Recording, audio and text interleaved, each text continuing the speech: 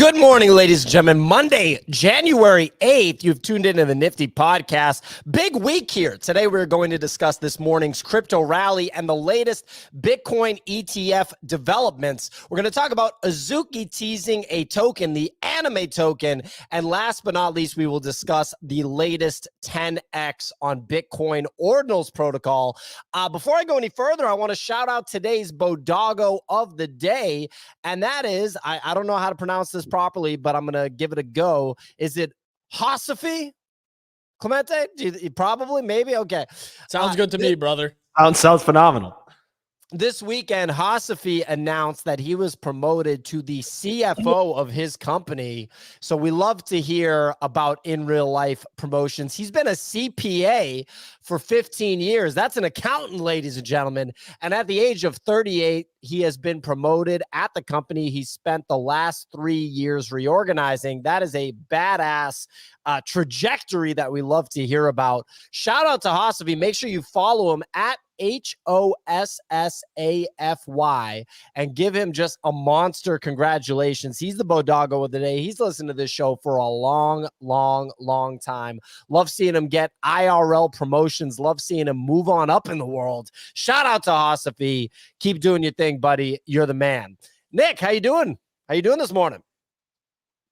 Doing all right. What the fuck? So Nick is now shown he learned sign language. He's miming, ladies and gentlemen. Nick's miming. No, can you hear me? We You can. sound really far away though. Is it just Well, me? that's the problem with you. Okay. All right, I'll turn it. I agree with Easy. You do? Okay, hold on. Yeah. How Are you about on the that? right mic? Does that sound better? Yes. Way better. Yeah, way we got better. the way real better, way Nick better. back. It's because I've been testing out this Rodecaster Duo thing instead of the Pro, and then I literally bought a new phone. In order to plug into this, you got to use the USB-C cable instead of this other. Anyways, bottom line, doing pretty well. Yeah, had a good weekend. I'm getting work messages from Pio at on Sunday at 8 a.m. Like, why haven't you responded to this message that I sent you on Saturday? I did not. Literally, he's basically sending me bump messages over the weekend. What were you expecting? I don't dude, it was Russian Christmas. And so was celebrating that. I'm sorry that I didn't respond to you on Saturday about some, random merch item or something like that I didn't reply to. Sorry. So was there a gift under the tree this time?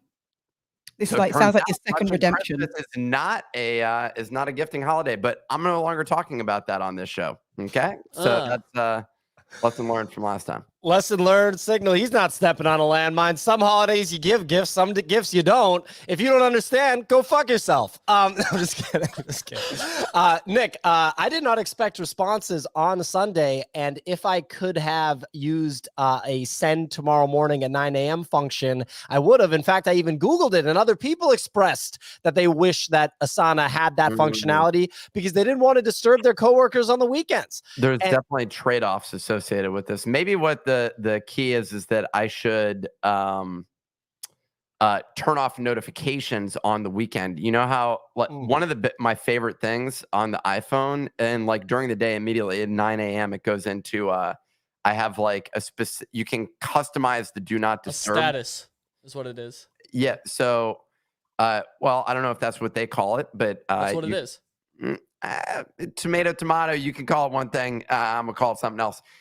Anyways, it's the setting. It's the do not disturb setting, and focus mode is what it's called, as far as I'm aware. And you can customize different versions of the notifications that you get during it. So what I need to do is make it so that weekends have a different version of that setting, so I'm not getting those push notifications, that I'm getting during the week. See, Mirzda in the comments also agreed with me. Easy's wrong. So that's what, as long as we're all in agreement on that. He's out writing tweets where we all get hit by cars. I was surprised at that tweet. That was an interesting one. Appreciate you leaving me out, Easy.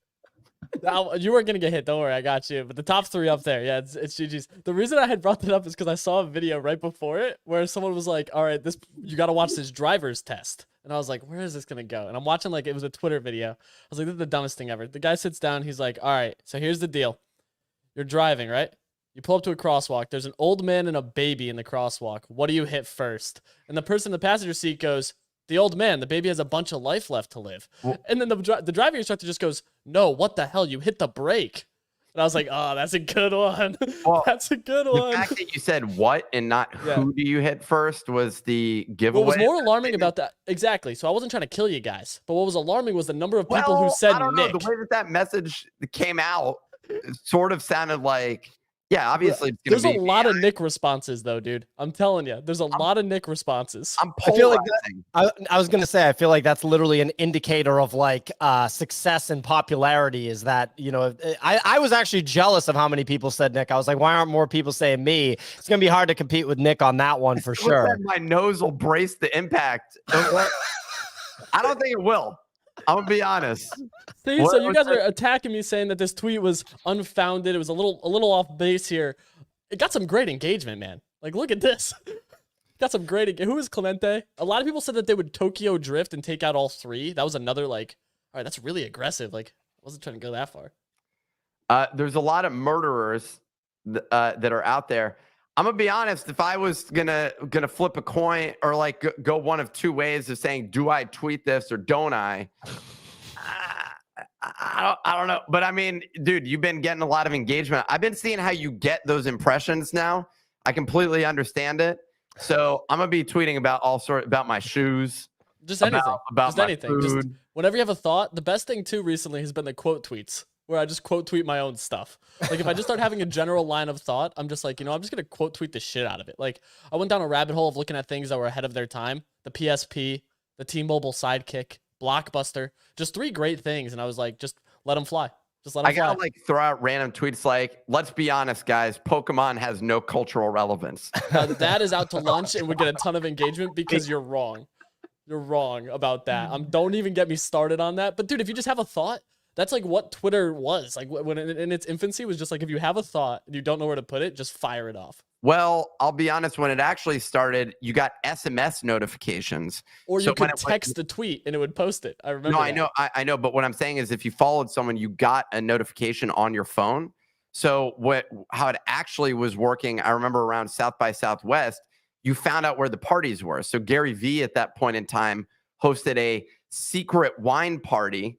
He released the location and it was literally like the lobby of a hotel. The hotel got pissed off basically because you could not fit enough people into there wasn't enough space to fit all the people that were going in there.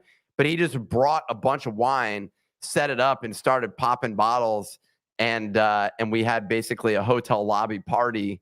And that was all based on getting the text message as a result. I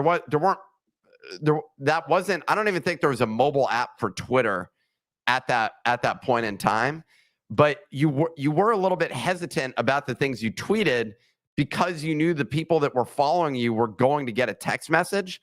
So you were less likely to be like, I'm eating a hamburger. Right, because then someone's like, what the hell? Why are you bothering me about this hamburger? But you would get it. And that was the thing where you were like, why the hell are people tweeting about the hamburger that they're eating? The same way that when Instagram came out, people were posting photos of their coffee. Those people that were posting photos of their coffee turned out to be world famous people. Yeah, they're now millionaires. Well, Sig, were you going to say something? Oh, sorry. Maybe not. I don't know. No, I just love Nick's parlay into like how you go from a hamburger to a coffee to becoming a millionaire. It's so simple. I've just been right curving it all these years. You know, well, yeah, what are we going to do? Well, look, anyway, ladies and gentlemen, let's rock and roll. And Nick, just one last note on me working yesterday. You know, the weather was not great in New York City. I think a lot of people were probably aware of this. It was rough weather. In Boston, it's way worse. They actually had legit snow and schools got delayed. So we are lucky to be a little bit more south than Boston. But, you know, when I went out for drinks with our new employee, Jack, on Friday to kind of celebrate his little like first week of work, when we're chatting, he was like, every day is incredibly important right now because of, you know, this bull market. And I was like, yes, Jack, this is how I think too. This is unbelievable. He's like, we need to crush it every single day. And I was like, yes, Jack, this is exactly what I want to hear. And this is a guy that's worked in crypto since February 2018. Every job he's had has been a crypto job since February 2018. So I'm ready to cook with this guy. Nick? We're not going to say the companies that he worked at because it's a trail of blood, but and tears. So we'll ignore that component of it, but it was in crypto, so that is completely true. The thing I was going to say, I would have been rooting for snow, like that. That's my own personal approach. Although I will say, like, it still was snowing, but it just wasn't sticking, which may be better. It's debatable. I personally like a good snow once in a while, and we haven't had that in a very long time where there's been actual snow that is stuck. I don't even know if we got that last year. So, Clemente, you ready for snow? Clemente's in Miami now. It rained, which was It rains every day. We got to get Clemente a rug to dampen that echo a little bit in his brand new enormous Miami apartment for the same price as the New York apartment, but a 2x on the square footage. That's how you do it down in Miami. You have 2 bedrooms there? No, just 1. Oh, man, what a peasant. Is it cheaper than the New York apartment? Yeah, it's like $500 cheaper. Wow. And way better. Sauna in building or no? No sauna, but dude, as a concierge, I walk in, there's this guy just talking to me and be like, hey, you need anything, bro? Just let me know. You want a cup of coffee right here, bro? Hey, whoa. When Clemente first got here, by the way, I was talking to him. It's a doorman building, Clemente. Congratulations. Coffee, though? Yeah. He's got a full little lounge. Yeah. It's nice. It's quaint. The funniest part was Clemente was like, dude, I haven't spoken any English since I saw you this morning. He's like, I've only spoken Spanish. Only Spanish. Everywhere I go, people just assume I speak Spanish everywhere. Literally just, I don't speak a lick of English here. I got a date on Thursday with a girl that only speaks Spanish. I messaged her. What is going to happen? This is what we wanted. We literally said this was what was going to happen. I messaged her in English. Damn, son, where'd you find this? Okay, that was the crazy. first time that was crazy. actually relevant. That was the That's first. fucking illegal. Clemente, where did you find this person? Hinge. I was just ripping Hinge like there was no.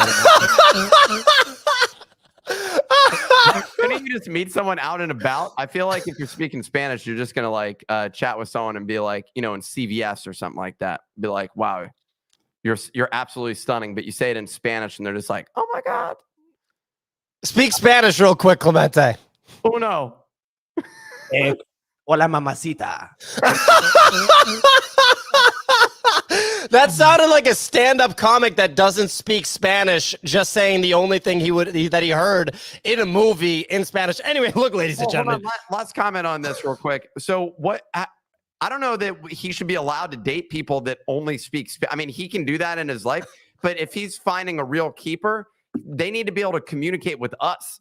Like that's like a key requirement. So like if we're down there, living in Miami, then I want this person to be able to communicate with us. Like, are you going to be able to translate literally everything? And how do we know that you're not lying? Because you're the type of person that's just going to like completely make up what she said. Yeah, you're full of shit. Yeah, but the good thing is Clemente's moved on from stalking his ex-girlfriend and trying to live next to her. So I'm all for Clemente's new life in 2024. There we go. Good for you. It doesn't matter where you find them. You know what, Clemente? I'm right. Look, I took the mick out of you last year for your apartment in New York, which I've never seen personally, but you said it was very small. And, one of those apartments when a girl comes back, she just wants to find an excuse. I got a driving lessons I need to go to. but now Miami, it sounds like you're set up, you're good, you're speaking Spanish, bilingual people, very sexy. It's all about Clemente 2024, that and Bitcoin. The one thing I'll say, Signal, is like in New York, the apartment size, it does matter, but it doesn't really like to a certain, like you can have a nice, cozy studio. This is Clemente's old apartment. I mean, that basically looks like my old apartment. Look at the kitchen. The kitchen is literally, that looks like what my kitchen was. I actually think, Clemente, you have that was a larger apartment than the one that I lived in West Village, because you had a separate room for the bed. That mine was literally just that small area that existed right there, and you could fit a bed and a couch. That was about it. Well, I'm jazzed up that Clemente has way more square footage in Miami. I'm jazzed up that he's just speaking Spanish with everybody and just fitting right in, crushing it. Quite frankly, even though I would have gone to say that he's not as good at being a city slicker as, like, for example, me and Nick, the Spanish angle is a crazy advantage. That's like the guy's not that good at basketball, but he can just drain deep threes. You know what I mean? It's not an advantage. No, What it is I don't it's know what you mean. normal in Miami. What you're at is a disadvantage if you don't speak Spanish. That's the situation because you've eliminated 50% of the market that you could have been dating. So while you do have a stronger female to male ratio, basically all along the East Coast, Miami, you're dealing with a situation where you've eliminated 50% of your market to only Spanish speakers. And so that's what you need to consider when you think about Miami. You need to be able to speak Spanish ultimately. In New York, yeah, it's 5 women to 1 male, which basically makes it the greatest city for men to be living in from a dating perspective. That said, everyone who lives here, including myself, is completely neurotic and just like absolutely impossible to interact with. Like, we have disabilities, so that's like 50% of people here have severe mental issues and go to therapy twice a week. So you will need to. So that's what you're dealing with. Either you deal with the mental disability or the inability to speak English. So, people in Miami, they're out there grounding, like putting their bare feet into the sand or the earth in different capacities. They're getting vitamin D. They're lifting weights. They're hitting the sauna. They're cold plunging. That's pretty damn good. A lot they're of mentally sane people. Plunging, I'm going to be honest. And if you talk to most people in Miami, I will bet that most of them have not had their feet in the sand for an extended period of time. I'm just letting you know, if you did a sample size of people inland, I'm betting, dude. Think of all the retirees who are just sit and walk around their house all day. So and they just don't make it to the beach. Because they're American, Pio. They're American. Okay. I think you might be onto something because Jack's dad lives in Miami and he just shows me text messages from him that just says BTC 44K. So his dad's just tweeting the live price of Bitcoin to him as if he doesn't know. Clemente, show Nick my level of advantage for Miami. I'm ready for it, Clemente. Let me tell you. Oh, we got no sound though. We got no sound. Can't do it. That's me speaking Spanish, Nick. No, I saw it. It's quite embarrassing. I don't even speak Spanish, and I can speak better Spanish than you. Fair enough. Well, we'll just move on. Look, ladies and gentlemen, we're going to get this show on the road. A little fun Monday morning. Fun Monday morning after the snowy weekend here in New York. Today's show is brought to you in partnership with the Phantom Wallet. That's the Phantom Wallet. That's the official wallet of the Nifty and BoDoggos. Phantom is without question the best and most user-friendly wallet to use across different blockchains with support for Solana, Ethereum, Bitcoin, and Polygon. I mean, what other chain are you even using, ladies and gentlemen? You can buy a BoDoggo on Solana. You can buy meme coins on Ethereum.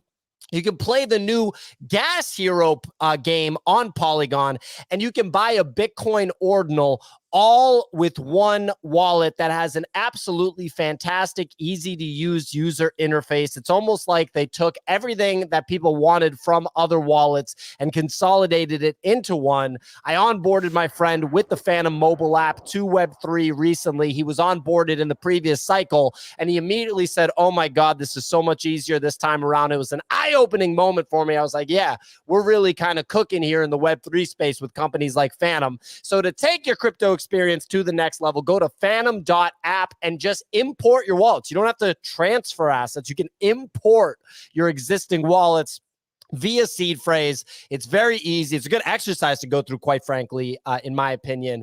And yeah, shout out to Phantom Wallet. They partnered with us on the Sergeant of Solana video, and that was obviously a very fun project. Nick? You want to know what a better exercise is to do? What? Hop in that cold plunge PO and put your feet in the sand. You know what I'm saying? Like, you just want to do that to get that life force energy out of the earth and into your body so that you can feel that nature, get some of that vitamin D, get some of that positive earth force energy shooting through your legs. Yeah. I mean, literally, you're onto something there. Core. I would love to, like, for 100 days in a row, have like a crazy routine with Nick where we're both like required to do it. There's no way after 100 days you wouldn't be like, wow, I feel the best I've ever felt. I mean, I appreciate that you spend a lot of your energy thinking about my health and and the energy that I bring as a result. Look, if you live in a place with more sunlight, it is just generally better. I will say that. I was down in Aruba. Someone said I haven't put my feet in the sand. Get the hell out of here. I've put my feet in the sand multiple times over the past 6 months. Okay. I was at the local beaches of New York. I also went to the beaches of Aruba. Okay. And that's a place that I'll just say it was very nice. And as your energy around the sun is just completely different. Right now we're in the winter. In the summer, I'm out on my bike. I'm rolling around all over the city. I'm enjoying the energy of the Your sun. electric bike. My electric bike, exactly. Why? What is Clemente laughing at over here? It's an electric bike. It's not a real exercise. You're just. I wasn't talking about You're exercise. riding like a motor vehicle. In the sun. That's the whole point of the story. All right, let's move on to the weather report here. Yeah, please, Signal, take it away. Okay, folks, it is Monday, January 8th. That market volume over the weekend came in at 27.8 million, Blur at 24, OpenSea at 3.1. That is nearly a 2-month low for OpenSea. And Solana at 4.5 million. That is also a recent low. If you look at the market leaders, looking at the top movers, we have Azuki, that is up 15%. Beans are up 40%. D-Gods are down 6%. Node Monkeys holding steady at 0.24 BTC, and no major movement on Solana. Over the weekend, top 4 stories. Firstly, obviously, Azuki. That is the top story of the day as the collection retweeted a tweet from Weeb3 Foundation, which is a new Twitter account with no previous tweets, with its bio saying it's powered by anime. SanFranTokyo also retweeted it, causing its Genesis passes to do a 2x before slightly pulling back to 1.2 ETH. Meanwhile, in the last 7 days, Azuki is up 20% to 7.4 ETH. Elementals are up 27% to 0.66, and Beans are the winner of the weekend. They're up 40% to 0.58. On to the second story, and looking over at crypto, it was a very volatile weekend with Solana getting as low as $85 as alt saw a dump on Sunday before Bitcoin led a crypto rally this morning. In the last 24 hours, you got Bitcoin is up 2% to $45,000. Ethereum is up 1% to 2,260. And Solana just struggling there, but it's holding on to $93. Over on Ordinals, Node Monkeys reached a key milestone of recording 1,000 Bitcoin, or $45 million in trading volume, as they now hold a 0.24 BTC. Meanwhile, art on Ordinals has been the latest craze, as the golden ratio by Harto and Vivid did an 11x to 0.22 BTC before slightly pulling back, despite the collection being sold over 1 month ago. Golden ratio currently holds a 0.16 floor over there. And then lastly is Yuga Labs. They have faced some backlash due to their lack of communication, as despite saying that regular development updates would be provided in the coming weeks, over the past 3 months, we still haven't had any really communication to the community, and we've had various big holders speak out about it. Meanwhile, CryptoPunks, they're now worth twice as much as Bored Apes after the two collections historically competed in floor price. That is all for the weather report. It is back to you folks in the studio. And my mutant just keeps going down in price. Bunny, what's going on with this company that you're a big fan of? Well, honestly, the only FUD that I've seen around the communications has been that the Yuga did not wish the apes a Merry Apemas this year, right? There was no Merry Apemas post. Dude, they're going down the path of Doodles at this point with the Twitter experience. Doodles has, run into a lot of issues as it came from the communication side. And now it looks like Yuga, who was previously one of the single best public communication NFT companies, essentially, if you want to call it that, has now slowly faded into irrelevance, according to D-Farmer. And that's a harsh place to be, coming from somebody who owns, I don't know how many apes D-Farmer has, but I'm pretty sure it's a lot. It definitely used to be. Bunny, you have your hand raised. Yeah, I mean, I think irrelevant might be a bit of a stretch considering there's still the I'm not. second I most didn't say it. I didn't say it. expensive. No, I you didn't say did. you You did. said it. I didn't say you said it. Hmm. Also, Bored Apes have given more to their holders than any other NFT project by miles. Like, it is not even close. There isn't any NFT that you can compare it to. It's still the gold standard. I mean, right? It's like when you're a Yankee fan, everybody roots against you. So it's kind of a similar thing happening here. Nice. I do agree. Yeah, I was gonna say, and I'm pretty sure Daniel said it in his letter that they were just gonna have their heads down building and they were gonna stay focused. So I'm actually not surprised that we've had this period of like no communication, considering they were going to streamline everything and just focus. They're the one team that I'm just not worried about. When they come out and they say something, it's gonna be good, and we're all gonna be all over it, even if it comes out on a Sunday at 6 a.m. your local time. You're gonna get up and do whatever they've asked you to do. Well, we'll have to see. I also love that Bunny just showed a shade of New Jersey there in response to Nick. It was like an episode of The Sopranos. He's like, I didn't say you said it. You said that I said that you said it. Okay, you said it. Okay, it's like, all right, take it easy there, Bunny. Anyway, some updates from Nick before I Go ahead. Go ahead. Some updates from the Nifty Daily Digest. This is posted to X every morning. It's pinned up top. It's also emailed to anyone that subscribes at thenifty.com. First story, Moonbird's Talons shop goes live tomorrow, which is going to allow holders of Moonbird's assets to exchange and bid Talons for physical and digital products. Talons are the point system. Am I right about this, gentlemen? It is. Okay, cool. Saga Monkey. The exact same as Bones. I'm going to be honest. Wait till you see the stuff that we're dropping. You know what? I don't want to provide hype. It's actually basically nothing. This is them catching up to us. There you go. Yeah. Saga Monkeys was the latest airdrop for Saga phone holders, with the Solana collection reaching a high of 7 Solana before pulling back to 2 Solana. What? Nick's got the phone. And I didn't make the trade. What was the trade? Literally selling the phone on eBay? No, I sold mine immediately. On you eBay? sold your phone? No. I sold my Saga Monkey. Oh. Yeah, well, I didn't, and now I'm pissed off about this because I missed out. That was the trade. I'm saying selling it for 7 Solana.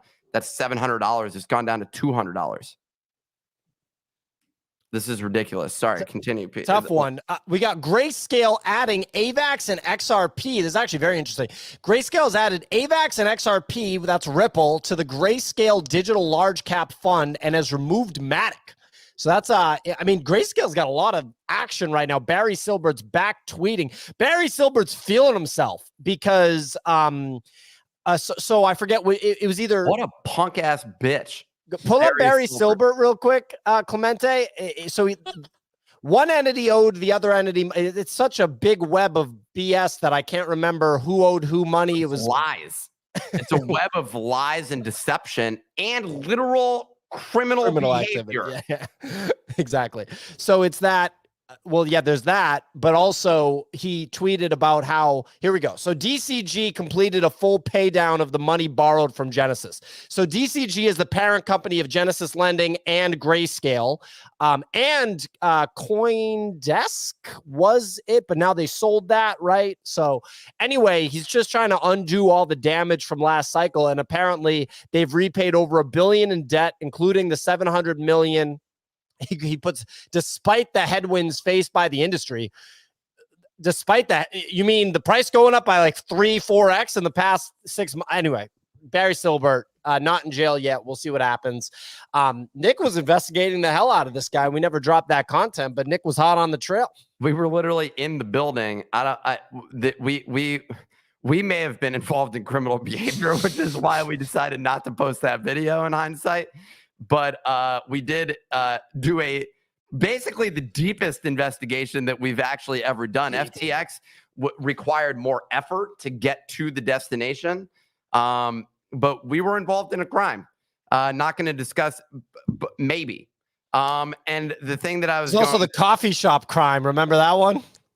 What was that? When we went into the coffee shop that was closed because the door was open. Oh, that. Yeah, and we like literally just walked around the coffee shop. It was kind of ridiculous. So that was another time. That was unforced entry, is what I would say. But Barry Silbert, that whole tweet is just a fucking ridiculous situation that this guy has, like, is willing to tweet out like they've succeeded. They are fucking champions when none of the consumers have gotten their money back. And everyone's gotten screwed on the upside potential because we were holding shitty assets that were earning. And it's not even clear that anyone's going to even get it. Like, and no idea when that's going to happen. No comment from the Gemini, from the Winkle vibe. That's wild, bro. That's wild that the Gemini people are just like, we're good. Crazy. Shows that they don't really actually care about that business, in my opinion. It's so ridiculous. It's ridiculous. It's some rich kid stuff. We're going to grow up. Brian Armstrong would never do that. He'd kick the door in. He's a real one. Anyway, ex-NFL player Antonio Brown promoted Mango Farm token through a paid promotion only for the token to rug less than 24 hours later. This is a flashback to last cycle, a crazy celebrity promoting a crypto asset, and the crypto people screwed the celebrity. Very interesting stuff.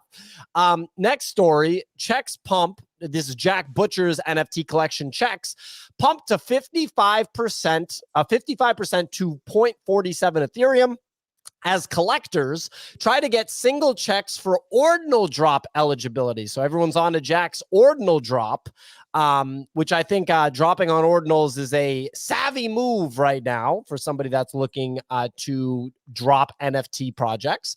Last story, BitBoy Crypto, aka Ben Armstrong, the notorious BitBoy, announced that he is going to Washington, D.C. today to try to get the Bitcoin ETF across the line. Nick, is this something we should be doing? I mean, I hope he gets fucking arrested. It would be the fourth time that he gets arrested total in his life. The fourth time. I was actually thinking about this. So I was watching a genre of a video on YouTube last night, which was, I posted a comment. I was like, I'm embarrassed that I watched this. It was basically a summary from the Breakfast Club. And so Post Malone has beef with Charlemagne. Yeah, Charlemagne the God was like, he's not a rapper. I mean, he's a musician, a very talented musician. I don't know why but he seems to come out with essentially racist comments about how there's stuff about him being white and producing taking black inspired music. There's all sorts of culture vulturing. Yeah, he's culture vulturing. There's all this sort of like bullshit. I watched a video that summarized this whole thing. And what it does is it summarizes it and then takes comments from the video and plays dramatic music over the thing. And I was just thinking we should do an expose on BitBoy.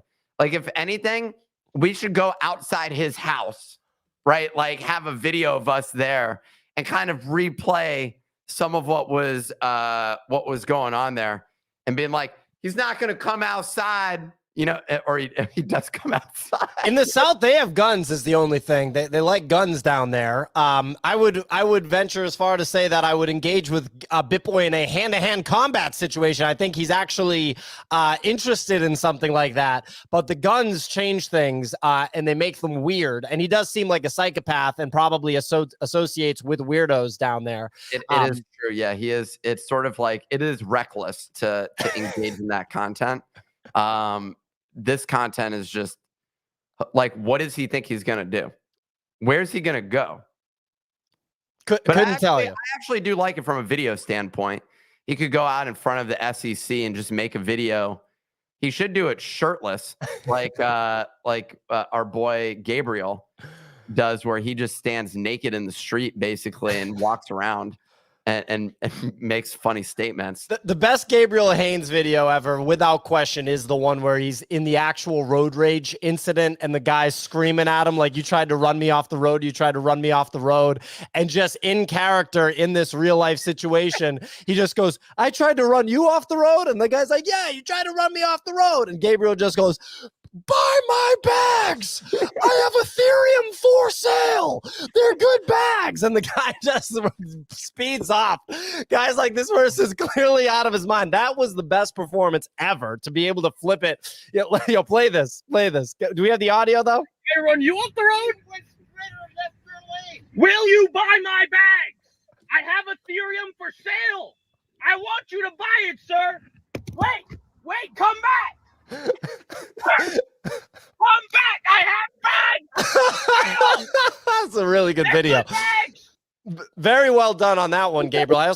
I saw a video from the Karate Combat event where they did a punching contest to see who can punch harder. Spoiler alert, him and the other crypto guy didn't punch very hard at all. And the MMA fighter was like, so I got to give one person a winner, but neither of them won. Let me be clear. But the funny thing is when Gabriel starts hitting it, like his inner, rage comes out and he just starts screaming while he's hitting the thing. It's pretty funny. All right. Anyway, look, we had a silly morning so far, but we got a lot of real shit to talk about this week. We got a Bitcoin ETF approval incoming, ladies and gentlemen. Mm-hmm. This is a juicy ass week for Bitcoin and the rest of the crypto ecosystem. It's a foregone conclusion at this point that there will be an approval. The consensus seems to be a Wednesday approval with the ETF actually trading live on Thursday, which is crazy. Are we getting one ETF approval? Are we getting multiple ETF all of them? I think They it's all get nothing approved. thing, yeah. Damn. I think there will be 5 of them. Is that the number of the documents that we saw? It's either 4 or 5 that came There's across. more than that have been applied or are still going through it, but I think, yeah, we'll get 4 or 5. The thing that I saw in the documents today was the fees got shared. And that was really interesting to me because it also outlined how much backing each of these have and if they need reserves or not. And it's some of them are like they need to show reserves for 6 months or up to $1 billion. And I think the highest was $5 billion in actual backing on one of the ETFs. It was a total of $12 billion of potential backing that needed to be done across the 8 that people think are inevitably going to get approved over time. I mean, I'm liking the fee structure there. I also just want to shout out myself for basically posting the news about this dropping on Thursday and people saying, what are you talking about? What are you talking about? How did you come up with that day? I was paying attention to sources that nobody else is paying attention to. The day that they either have to delay it or approve it. And the 11th. Yeah. Wait, sorry. The what? The 10th. Easy is right. January 10th. Oh, got it.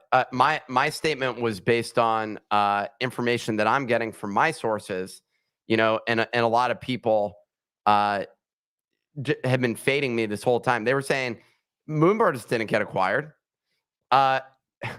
I just confirmed the acquisition this weekend, by buying a Moonbird and proved that the organization has, at least that Moonbird has been acquired. Isn't that Kix's Moonbird? This is the one that I used to have, basically. I had a Firebird, the exact same. Maybe Kix had this colored-eyed. Node had one like this. Node had one like this, if I remember. A lot of people had one like this. I had the exact red Firehead thing that I had sold for basically $30,000. Oh, man. What a great time last cycle was. And it's going to be that way again. I'm not saying for Moonbirds, but it's going to get weird again. I'm really sorry. Just going back to those ETF fees, though, they are wildly different. You've got BlackRock at 20 basis points. And then did I just see 150 for Grayscale and then Valkyrie at 80? That's absolutely wild. The differences. It's just like all money is going to flow to BlackRock. There's some of it's due to the backing that's required too on it. Like BlackRock has a $2 billion or 6-month backing that has to be required. Grayscale has a 0, like literally 0. They don't need to back any of it. Are you telling me that that yet again Grayscale is a freaking scam? Interesting. But the ARK and the BlackRock one look the most compelling here. I mean, I guess Bitwise, but what's the deal with Bitwise? Like, who are they? They're not like as known of an entity, so I feel like it's going to be. They have to have a backing though too. Bitwise was the other one that I think was at $2 billion. I was watching the interview on Rug Radio, and what the guy was saying is basically 2 of these ETFs will actually become profitable entities. One of them or two of them will basically become just like a nice basic business. Like they'll just be getting by. And then the majority of them are going to be struggling. All the remainder will be struggling. So this is a winner take all sort of market, apparently. Winner take most In the ETF space. So I think them setting up their fee structure is important. I don't know how those buys usually occur. Like if most ETF purchases are literally just like through brokerage firms and people going on and just buying them, or if we end up seeing some sort of other like if it's through private, like high net worth individuals are the ones that are doing it, and their fund manager is essentially saying, yeah, well, we'll give you access to Bitcoin. How much do you want? And the person's like, I want $500,000. And they're like, okay, cool. And they're not like, and they just go for the minimum fee. I would assume the minimum fee is the one that wins for the most part, no? As well as there's some brand, I was going to say the brand allegiance. And like if somebody only buys Fidelity financial products, they're probably going to be inclined to buy the Fidelity ETF.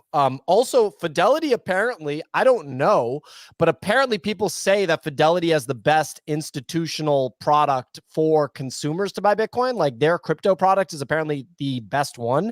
Even like toxic Bitcoin maximalists are like, yeah, the Fidelity one's pretty good. Didn't know that. Don't have a Fidelity account. Didn't know that. Thought it was interesting. I just wanted to shout out real quick one of our commenters, Abdul United, who says gambling is a addition. And I wanted to say that definitively, Abdul, you are correct. Math is key when it comes to gambling. All right. Nick having a little bit of fun with Abdul. We love you, Abdul. Thanks for the comment. Keep writing them. Anyway, so look, easy price action wise. What's your bet here? We're creeping up to 45K going into this. Is this, people are saying it's priced in. What the hell's about to happen? 50K, then a drawdown. A drawdown of what? 40K. Okay. Nice 20% chop down. Wallet settles is kind of like my thesis here. I don't think we just inevitably only go up for God knows how long. I think that we will see some type of back and forth action on it. But I think this is just continuing to line up with the whole thesis of a 24-25 bull market rally, which is kind of where all signs are pointing towards. I think we get a big candle on approval, just usually what happens. What kind of candle? So the Bitcoiners are talking about an Omega candle, which is bigger than a God candle. Okay, are we going to get an Omega candle? I think we may be in the market for an Omega candle, Pia. I think we just might be in the market for an Omega candle here. Yeah. It's looking good. It's looking good. Yeah, it feels like inevitable at this point that this is about to approved unless it gets rejected at the literal 1 yard line, which is not an impossibility. So I think that is a legit possibility at this point. I'm trying to put more money. I just keep buying more of everything, mostly I Solana. bought so much shit yesterday, dude. Like so much crypto yesterday. Solana? Sol, AVAX, Say was like where I heavily deployed. I was like, I watched the prices dip, sold under 90. I was like, I don't even care if it goes to 60 here. Like, I want to just keep buying this. It's not going to stay under 100, and then I'm going to just be mad that I've turned off the DCAs. So like I said, I'm just going to deploy heavier on red days. Say under 70 was a buy, AVAX under 35 I was buying, and then Sol under 90. I was like, this just, I don't even care anymore. Let's get that dollar cost average a little bit higher and be happy with the bags exposure here. 100% easy. I joined you on that. I was buying Sol yesterday and Say, and I just with Say, I was like, I can't be bothered to be having more wallets. I'm having all my smaller plays in the exchanges now. Just because I got to the point where I have like I basically have a spreadsheet of all my plays because I just have way too many wallets and the airdrop farming, all this stuff. And I was like, right, I'm just gonna do all my small plays in an exchange, and it makes it so much easier when you just see days like this and alts are selling. I think alts have sold off way too hard here, by the way, because it was also like this on Friday. I think Say was touching 0.8 and then it went all the way down 85 to cents. 85 cents, and then it's pulled back to like less than 70 cents. And I just think we're pulling back way too hard here. I mean, we needed to cool off. It's also Solana at 125, but I just feel like this is a really good place to buy. It doesn't feel like we're going to probably see like a much of a stronger sell-off here. So I've been yelling comfy. about a I'm 30% retracement for so long that I want one, and I got it. Like that was the thing. Like I saw Sol at 120 and then I saw Sol under 90 and I was like, I've been asking for this 90% or 30% retracement and I got it. Why would I not be buying if this is what I've been asking for? And that was my mentality, which is like a shift from previous cycles where I'm normally like, oh, well, this is scary. And now it's just like, I've been asking for it. We got it. Looking at a bunch of charts, like they were shaping up for on the daily for like a mean cup and handle style where it's like, we should get a 20 to 30% retracement before up action. And when the chart sets up kind of how you draw it, and it actually looks like your squiggly lines make sense, I was like, okay, we're swinging here. We got to swing at this point. And it looks good. Like the daily looks really good. So I love that. I bought Solana and Bitcoin yesterday myself. Real quick, literally live during the show, my friend who works at a big bank, I had sent him a screenshot with some Twitter analysis on Iris Energy, which is the Bitcoin mining stock I have a small position in. I only have a small position in that because Mike Alfred's on the board. I don't know much about Bitcoin mining stocks, but I'm interested in learning more.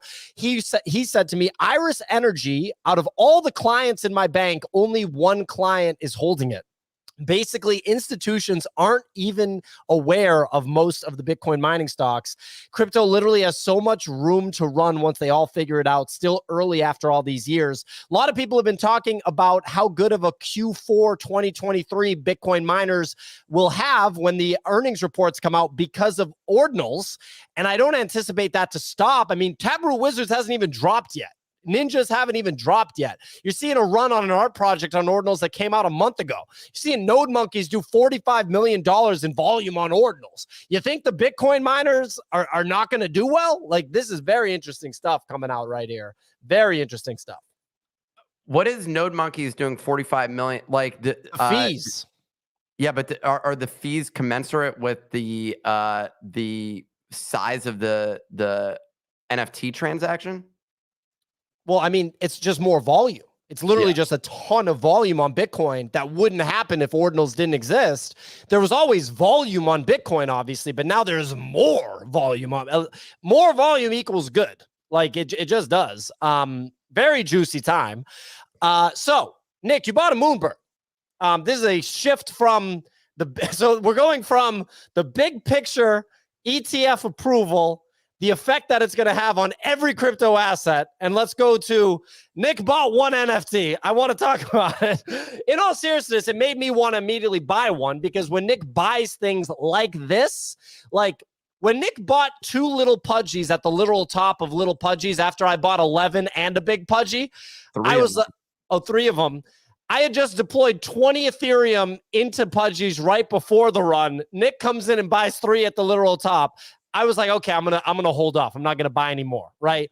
Nick buys a Moonbird when nobody gives a shit about buying Moonbirds. That's very interesting to me. And I bought a Mad Lad when you bought a Mad Lad randomly the day after. I paid 5 SOL more for it, and I was like, oh my God, I'm late. It then proceeded to almost do a literal 3x as Solana had a face-melting rip. We bought it for like $3,000. It's like worth like 15. I was like, this is beautiful. Great shit, Nick. Why'd you buy this Moonbird? The Moonbird one is not, I saw someone else tweet it as well. And I've been just looking at it over and over, and I've wanted a Moonbird. Like they're actually, for whatever reason, as much FUD as they're getting, I'm just like, do I think that is going to 0? Maybe. Like, is there a chance here? But I also, after going through the Moonbird's acquisition news, which our news team just completely butchered that, and I want to say we've had multiple firings since then. Basically, because the newsroom messed things up, I felt a little bit of guilt. It was clear that Kevin's been going through a tough time. I also spoke with the team, and I they're still committed to developing, and I'm very interested in just seeing what happens. Worst case scenario, it just stays flat. I will say I bought it off of OpenSea, which means like I paid a little bit of a premium. Someone also immediately after I bought, someone dumped like 100 Moonbirds to like leaf offers at like 1.25. I bought for 1.4, and I'm like, of course this happened. But regardless, I don't know. I've always liked. I like the art on Moonbirds. I like there's still a team that's doing things there. it's not all just on Kevin. And you know, when everyone's fading it, it's worth. Sometimes you got to make these like counter trades. Basically, you got to go against what the whole market narrative is at this moment in time. And so that's why I was just like, let's give it a go. Let's see what happens here. And yeah, I'm technically down on the trade, but you know, they've been down for a while, and they haven't pierced one. Will I be disappointed if I lose 0.4 ETH on this? Yeah, but like I haven't made any other wild trades like that in a long time. So, you know, I'm out of here just making a couple of moves. Very interesting. I've been getting a similar feeling to what you were feeling, which is kind of like, hey, could this thing run because no one's paying attention to it? Wait, hold on. Scroll down real quick. I didn't mean to interrupt. Clemente, pull that back up. I sold it for 50,000. Oh my God. This is the crazy thing. You bought this for 21.7 ETH and then you sold it literally 3 hours later for 28. So sorry. I bought it for 50,000 and sold it for $63,000. That was like Pico bull run activity right there. That was swinging. That's crazy. You bought this thing at it was an absurd profit. The bird looks the same, right? It's a fire one, but it's not the exact same. So it was a fire one. Well, that is insane, dude. A $13,000 trade, but to buy it for I didn't realize I had bought it for $50,000. That is absurd. That's absurd. When you look back at those buys, quite frankly, I'll vomit. If I look back at my wallet and like, you know, look at everything in US dollar terms, there's a few that stick out to me where I'm like, why didn't I sell those 3 NFTs for 15K a pop and just have 45K cash chilling? But anyway, you know, what are you going to do? That's a nuts on the table sort of move. You know what I'm saying? That was a swing, dude. Like I'm looking at that. I'm like, dude, that's fucking crazy. $82,000 is what it. Well, you can look at the value today versus the value on the day of the transaction. It was so yeah, 82,000 that it sold for. Wow. Wild. Absolutely wild. So I can tell you, I'm sitting on the opposite of that. it makes me so uncomfortable. You swung for the fences. I bloody well jumped from the fences and killed myself on the way down. Look, that was wild. You know what, Nick? I actually think this is a good buy. I was thinking about that, like, because they haven't really gone under one for a really long time. I think they went under one last year. They kind of touched 0.9-ish and then they went back up. They seem to just be in this range. I think a lot of it is farming as well, obviously, as we're seeing these dumps come in. But given what Kevin said at the end of last year, it just sounds like he definitely wants to step back and there'll be some kind of new leadership there. And then we could see a bit of a run on them. My problem is that, like, you know, when you've come out of these trades and you've lost lots of money on them, going back into them is so hard. It's just like going back to something like narcissistic X or something, and you just keep going back to them, even though you know how they treat you. You're just like, So this is why I can't, like, I feel like I can't touch a Moonbird. It's just like the damage it's been done. I will say, like, it does feel like something that's been dragged through the mud over the past year, basically, and it feels like it's not the best. It's not the best feeling asset, like, at this point in time. I cannot believe that I swung that big for six. So it was 66. Someone wrote it down. Bought for $66,000, sold for 82. Crazy. I mean, that was a banger of a trade in a few hours. Crazy. That was one of the most. That was on the mint day, basically. It was in the 2 or 3 days after the mint day. I do remember, because the mint day, I want to say, was on Friday or Saturday. Yeah.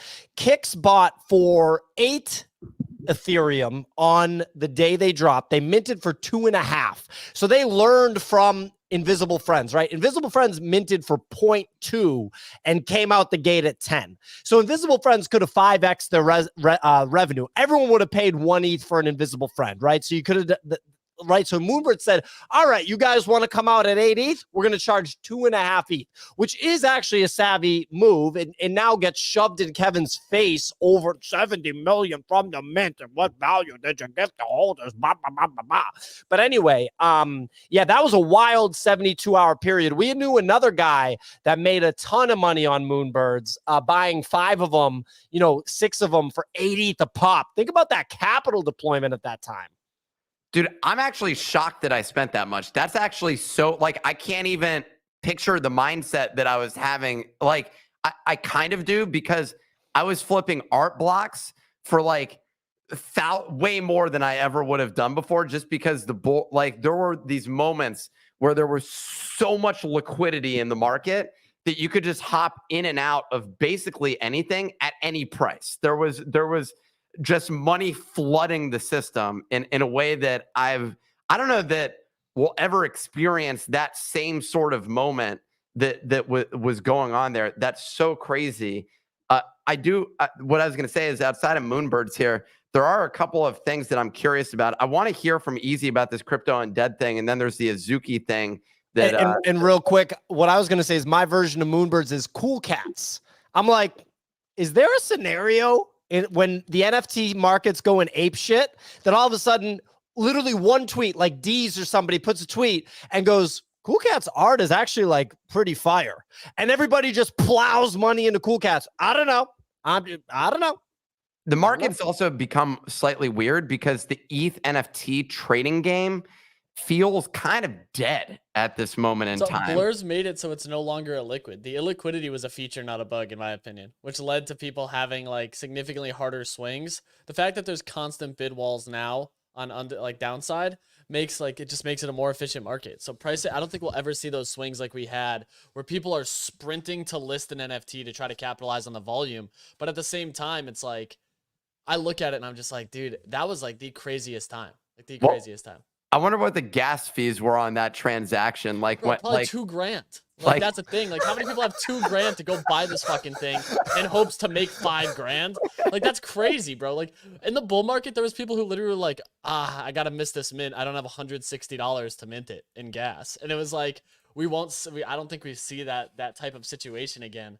Just because the market. I don't want to see that type of situation again. After that other side gas, dude, other side gas, I was crying. I was actually crying at transactions just being stuck, and you're there at 3 a.m. or 2 a.m. my time, trying to like get these transactions to go. That like I never want to see that again. But to your point, Easy. No, sorry, Nick, you're talking about will we ever see this again? I think what's interesting right now is that you're seeing a lot of focus on ordinals as we're going into this Bitcoin ETF. So it's kind of happening at the same time. If we see that ordinals continue, if we see to have this amount of attention on ordinals because of the Bitcoin ETF, and then you can imagine that same narrative plays out on Ethereum, that if the Ethereum ETF goes through and then we get lots of focus on the Ethereum ecosystem, that some of the Ethereum NFTs also run. Doesn't mean all of them, but there's going to be more attention on them. So I'd be looking at what's happening over on Bitcoin, see if that narrative then plays out on Ethereum later on in the year.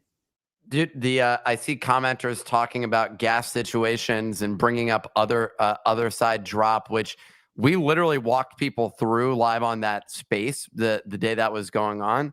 And if you were listening to the show, you actually had the potential of minting and flipping and we were walking through all the different strategies.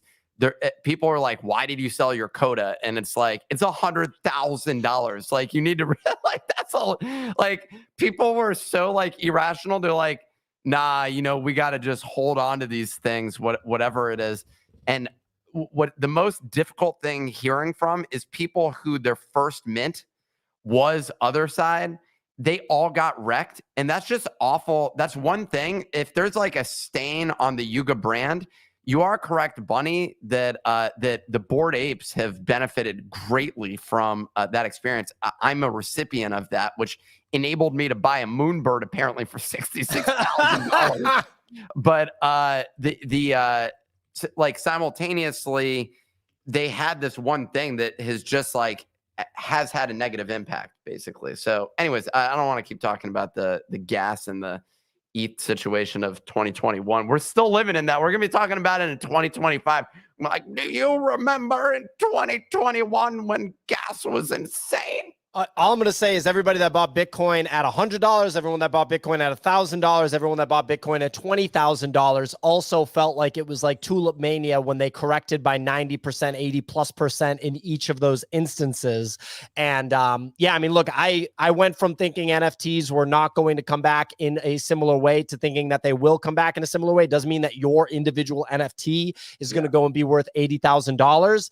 But NFTs are the first to lose liquidity and the last to gain it. So when things get weird, they got liquidity. It can go away real quick. It's gonna be spicy. It's gonna be interesting. So look, we got Azuki teasing what is maybe one of the bigger token drops of 2024, at least for NFT related tokens. This weekend, Azuki teased a token airdrop by retweeting a tweet from a brand new Twitter account that is named Weeb3 Foundation. So Web3 with an extra E. And there's a quote there that says, powered by anime with a $sign. So anime token in the account's bio.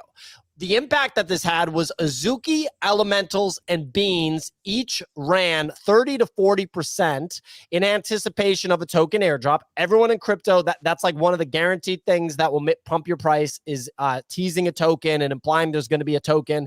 People probably think that maybe Azuki could get exchange listed on Binance with a token, things like that, right? So Easy, what do you make of this news? What do you make of the price action? What do you think? I don't know how to feel about it, man. I'm like, I feel like a token's imminent, but do I want to believe it? I don't know. It seems the retweet's good. This whole anime-focused metaverse, I'm not really loving the sound of, but it does make sense with their world. What's it called? Something with an H. Hilumia? Hilumia. Yeah, I mixed that and Illuvium up, which is the game.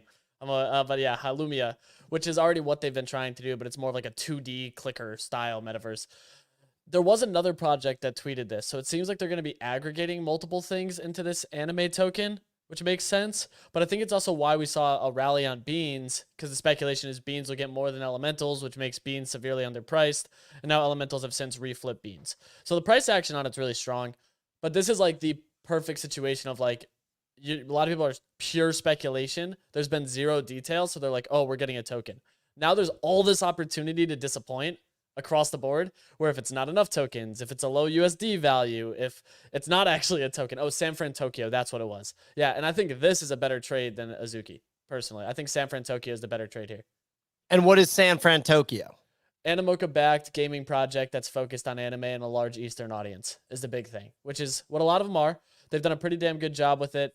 Yeah, so you see they have Visions coming soon, which is like their next iteration of it. I can't. I just can't with this, dude. Like, I'm sorry. What's the issue, big dog? Well, I don't everyone talks about, yeah, anime is a huge market, but like, I don't understand is this Animoca Brands only anime thing? How many projects does Animoca Brands have? 1,000. And how many of them have done well on floor price? Is that a cool cat in there? Yeah. Yep. Like how many of them have actually like sustained value? Good question. Like there's never any analysis on like what the portfolio looks like. It's a shotgun approach. Like it's like all they need is one of these games to hit. Like that's the thing. Like, but in my opinion, if you want to just truly get into something that's Animoca backed, you just go for Mochaverse, which is literally their NFT project and has already teased the Mocha token. So wow, like, it's worth 4 ETH. Okay, so damn. The token's priced in. Yeah. I actually don't think the token's priced in. Personally, I think the Bitcoin ETF is priced in, but the Mocha token's not priced in. Easy. Absolutely. Holy Bitcoin's shit! You could buy this Mochaverse for 0.65 on October 23rd, and it's now 4 ETH. How have we not been discussing that? Because we like to talk about everything else. I don't know, but it's like, to me though, I look at this, it's like Animoca is taking a shotgun approach to everything. They only need one of these to hit to repay everything. Like that's literally what they're looking at it from. They're invested in everything gaming wise right now. Like every major NFT game they have a hand in, and it's helping those games launch for free and then rally hard as all hell. This is like the meme land that nobody's talking about, basically on crypto Twitter. By the way, I want to be clear. On crypto Twitter, this weird no, you're following the wrong people. Like, that's, in my opinion, what you're doing. Because, like, there are people who have been openly talking about Animoca. And if you look at some of these bigger people who are working with it, they're changing their handles to .mocha and stuff like that. Where, like, whale.swoosh changed it to .mocha, has been helping with them. There's a few others who have done as well. So if you just pay attention to some of those subtleties, it's been happening. And I think the reason Animoca is not in everyone's face right now is because their goal is not to push the Mocha NFT as heavily just yet. So, like, as stuff starts to scale, the Mocha token got leaked from a deck. So that was the other thing, was it was not actually publicly shared. It got leaked from an investment pitch deck, much like we saw the whole Bored Ape deck that got leaked, which has led to the speculation. So it's just purely speculation driven. And that's probably why we haven't seen a ton of conversation on it. But I've definitely seen some people talking about it. It's just not the forefront of, like, everyone's focus right now because it's not happening overnight. Yeah, I mean, look, Bunny's actually talked about it quite a bit on the show, which is kind of funny that Bunny's been all over it. Real quick, ladies and gentlemen, I want to give a quick second shout out to the partners of today's show, Phantom Wallet, the official crypto wallet of the Nifty and BoDoggos. Phantom is, without question, in my opinion, the best and most user-friendly wallet to use across different blockchains with support for Solana, Ethereum, Bitcoin, and Polygon. If you use another wallet afterwards, I feel like it reinforces how great Phantom actually is. It's just simple. It's just easy to use. It just works whether you're on mobile or in browser. You can buy a BoDoggo on Solana. You can buy meme coins on ETH. You can play the new Gas Hero game on Polygon. And you can buy a Bitcoin ordinal all in one place. To take your crypto experience to the next level, just go to phantom.app and import your wallets. They're also a very cool brand. They partnered with us on the Sergeant of Solana video, so you got to be pretty cool to partner with us on a video where Nick's yelling at people in Washington Square Park. So big shout out to Phantom as a brand. Nick? I was going to say, we got to wrap momentarily, but I want to hear Easy's take on this crypto Undead situation. Well, real quick, Bunny's got his hand raised. Then we'll go to Easy. Bunny? Yeah, funny how. Nice little Joe Pesci. Funny. Yeah, he said it was funny that I was all over it. Funny how. Bunny with the quick one, but funny like a clown. Very nice. Easy, please go ahead. I don't even know the reference there. Okay. Goodfellas, Joe Pesci, Ray Liotta. You know, the scene where Ray Liotta's laughing that became a meme. He says, "You're funny" to Tommy, who is Joe Pesci's character. Joe Pesci's like, "How am I funny?" And he's like, "Oh, you're funny. The way you tell the story, you're funny." He's like, No, I don't get it. How am I funny? It's one of the best scenes ever. Martin Scorsese intentionally shot it with a wide-ish shot. So not only were you paying attention to Ray Liotta and Joe Pesci, but you were paying attention to the reactions of the actors in the background. It's pretty much genius. Easy, please go ahead.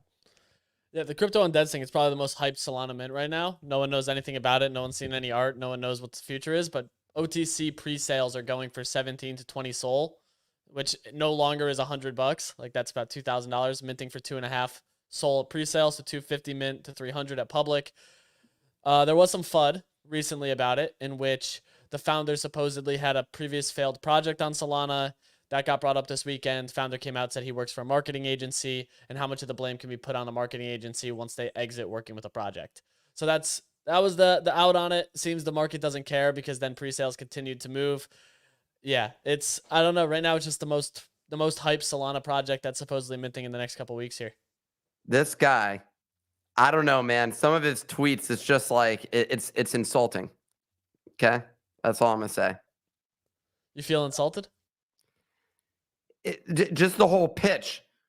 You know, if you had a pre-sale, would you feel insulted? On Solana, basically, and it's just like, okay, go fuck yourself. But we have a partnership with them, so I don't know what the relationship is there. We just had a pre-sale for holders that dropped. So it was just us announcing that we were doing pre-sale in the Discord as per their requirements. So we Easy, can why this one? What'd you say? I'm gonna say, why this one? Why so much hype? Like 17 to 20 Sol. That's literally that's pretty steep. But why? Like, why knows. This one? No one knows. No one can give you a definitive answer. Which led to a lot of conversation this morning, in which we were talking about it, and we were like, "What if the founder or someone from the team is just buying these pre-sale spots? Like, what if they're the ones that are making these huge sales?" Because high sales drive excitement and speculation.